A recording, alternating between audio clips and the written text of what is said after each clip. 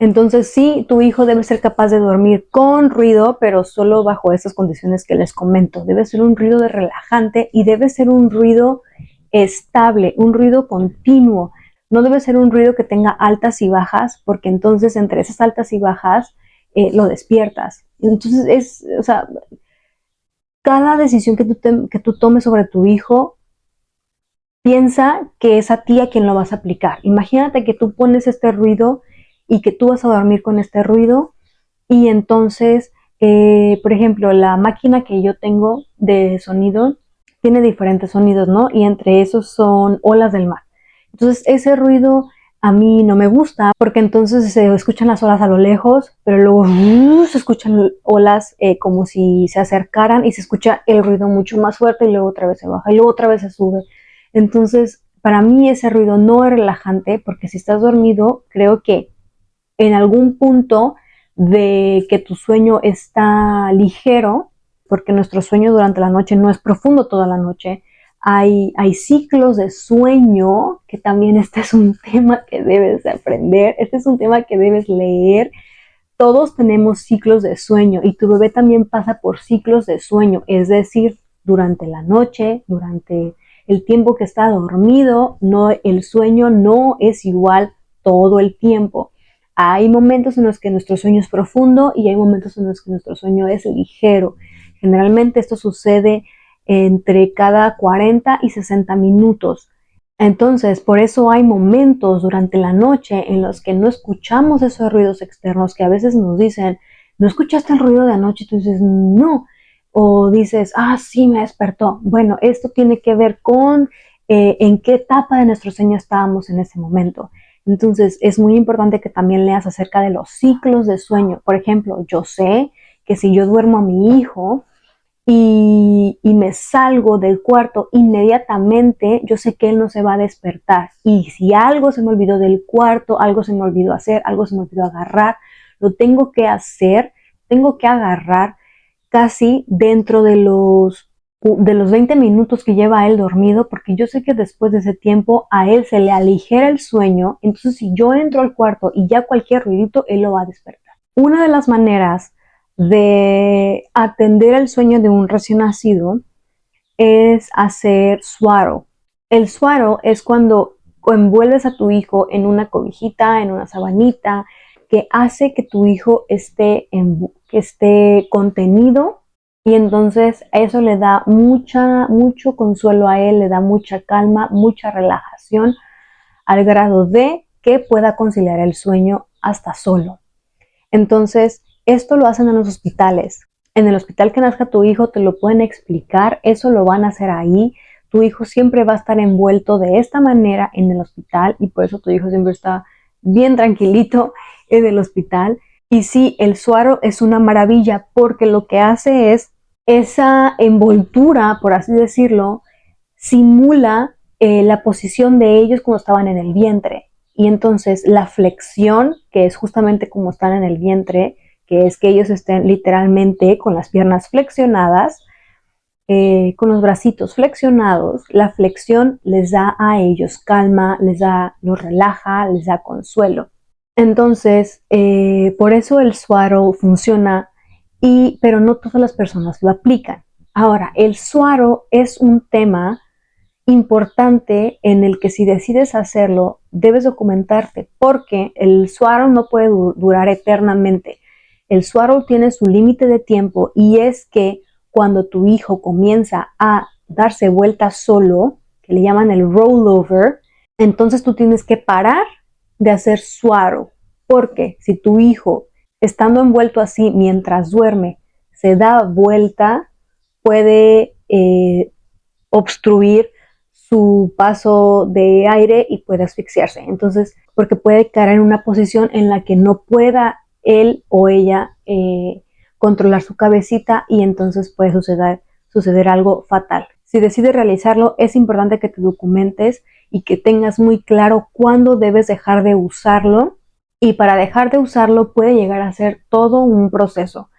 No es tan sencillo, entonces si el swaddle al principio te parece una maravilla, porque lo es, Solo que sepas que va a llegar un momento en el que no lo vas a poder usar más.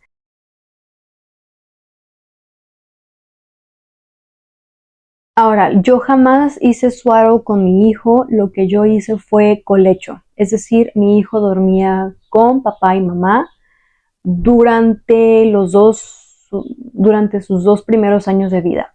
Cuando él cumplió 2 años fue que lo pasamos a su propia cama y honestamente tuvimos cero problemas con este tema. El hecho de que tu hijo haga colecho no quiere decir que lo estás haciendo dependiente, no quiere decir que te va a necesitar toda su vida, no quiere decir que no va a poder vivir sin ti cuando sea un adulto. Eso es completamente mentira. El colecho surge como una necesidad de que todas las partes puedan tener un sueño de calidad y funciona. Sobre todo para las mamás que lactamos, funciona muchísimo porque es bastante práctico en las en las tomas de la noche, porque tienes a tu bebé al lado, entonces no tienes que estarte parando, agarrarlo a algún lado e irlo a dejar, etcétera. Simplemente que conforme la marcha vayas viendo qué te funciona a ti.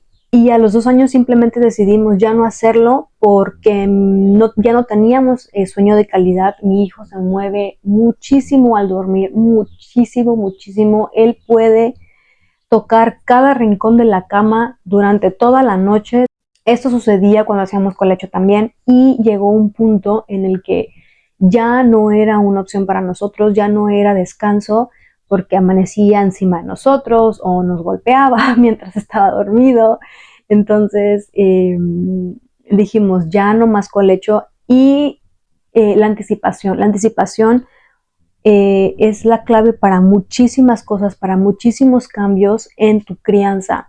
Entonces, esa ha sido una clave muy importante que yo he tratado de aplicar durante toda la vida de mi hijo. ¿Qué fue lo que hicimos antes de dar el paso? Yo le venía recordando todos los días, sabes que ya no vas a dormir con papás, ahora vas a dormir aquí, esta va a ser tu cama. Y me parece que las siestas ya las estaba empezando a hacer en esa cama donde él iba ya a dormir definitivamente, para que él se fuera acostumbrando a que al despertar viera este escenario, o estoy en su cuarto, por eso es que hablo de aquí. Es simplemente mentalizarlo, anticiparle, decirle qué es lo que va a pasar, y eso ayuda muchísimo, porque la expectativa ayuda muchísimo. El hecho de tú tener incertidumbre es lo que ansiedad te da muchísima ansiedad la incertidumbre. Si a ti como adulto la incertidumbre te da ansiedad, imagínate con un niño que no entiende completamente qué está pasando. Entonces es importante que tú le expliques qué es lo que va a pasar.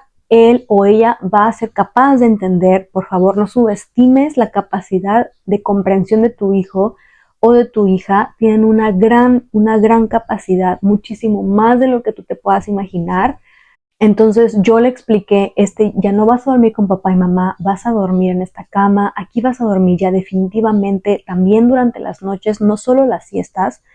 Y cuando llegó el día, bueno, me parece que un día antes le dije, este es tu último día que vas a dormir con papá y mamá, a partir de mañana ya vas a dormir en tu cama, etcétera, ¿no? Entonces yo le venía anticipando bastante bien, por bastante tiempo, y cuando llegó la mera hora tuvimos cero problema. Yo creo que fui yo la que no durmió bien. Yo creo que fui yo la que más tardó en acostumbrarse a ya no tener a mi hijo ahí al lado. La verdad para mí fue muy difícil, pero para él no. Entonces eso me dio muchísima fortaleza, me dio muchísima seguridad y muchísima impresión de la capacidad que tienen los niños de adaptarse, y que todo depende de cómo les hablemos, cómo los tratemos, de que les demos ese respeto que nosotros te exigimos para nosotros mismos, entonces también dárselos a ellos.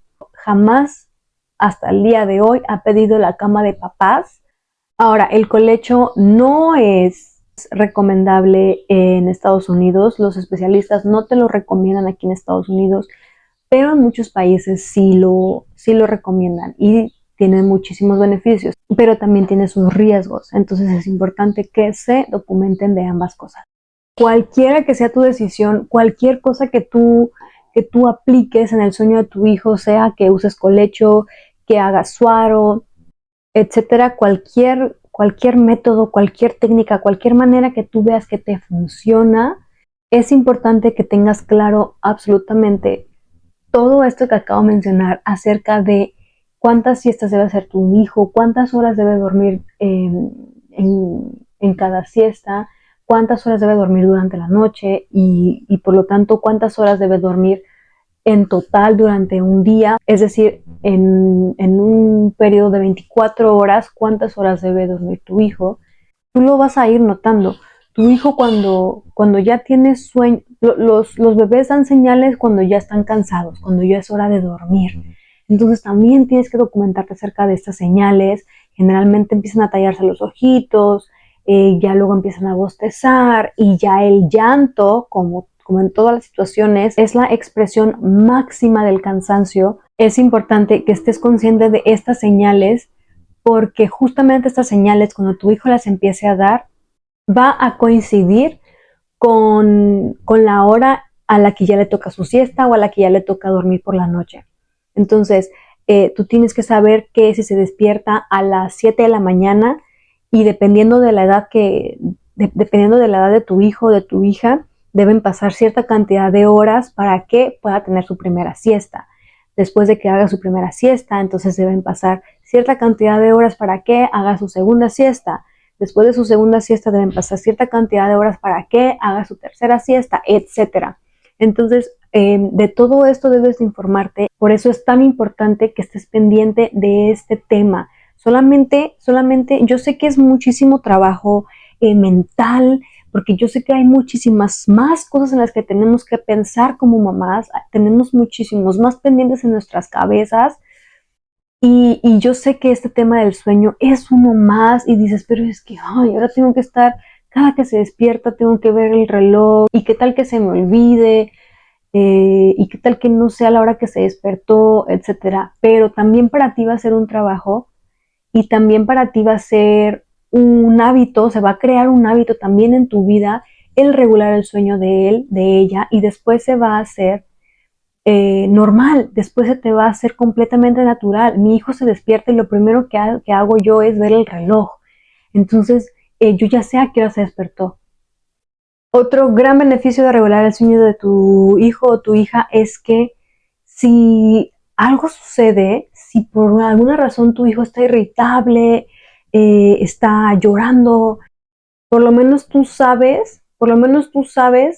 que si ha estado teniendo un sueño de calidad, no es el sueño entonces, no es que esté sobrecansado, entonces es algo más, probablemente solo es brote de crecimiento o es un berrinche o trae dientes o está por enfermarse, muchísimas otras razones. Entonces también el hecho de que estés bajo el control del sueño de él o de ella te da muchísima certidumbre acerca del comportamiento.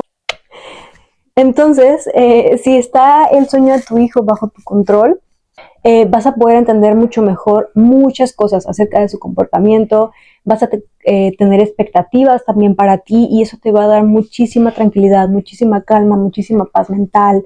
Entonces es muy importante también en este aspecto cuando se cuida el sueño de tu hijo.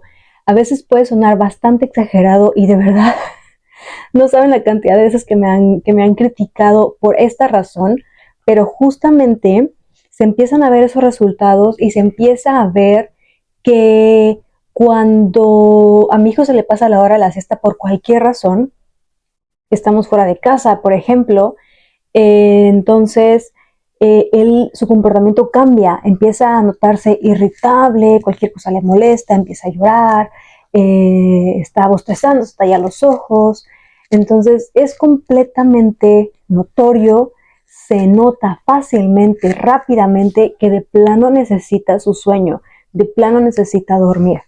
Es algo que no todas las personas lo hacen, no todas las personas regulan el sueño de sus hijos, cuidan el sueño de sus hijos, porque yo entiendo, es un trabajo duro, es un trabajo pesado, pero solo es pesado y duro cuando hay esos grandes cambios. Pero si tú eres constante, constante, constante, su sueño va a regresar a como estaba o probablemente se ajuste a un nuevo hábito, a una nueva rutina.